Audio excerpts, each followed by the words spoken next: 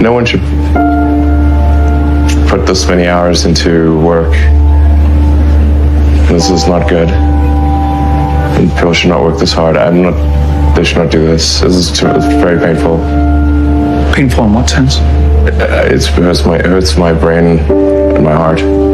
So this is not recommended for anyone. I just did it because if I didn't do it, then Tesla, good chance Tesla would die.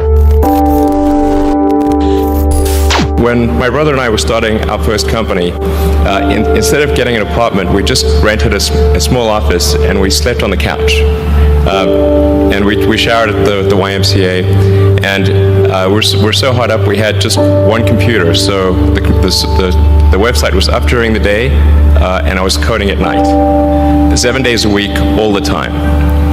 And I sort of briefly had a girlfriend in that period, and in order to be with me, she had to sleep in the office. So work hard, like every waking hour. That's the thing I would say, particularly if you're starting a company. And I mean, if you do simple math, you say like, okay, if somebody else is working 50 hours and you're working 100, you'll get twice as much done in the course of a year as the other company. I mean, Tesla really faced a severe threat of death due to the Model 3 production ramp. Essentially, the company was bleeding money like crazy, and just if we didn't solve these problems in a very short period of time, we would die, and it was extremely difficult to solve them. How close to death did you come? Within single-digit weeks. 22 hours a day, or like what? How many hours? I was working, so 7 days a week, sleeping in the factory. I worked in the paint shop, general assembly, body shop. Do you ever worry about yourself imploding? Like it's just too much? Absolutely. If you're creating a company or if you're joining a company, the most important thing is to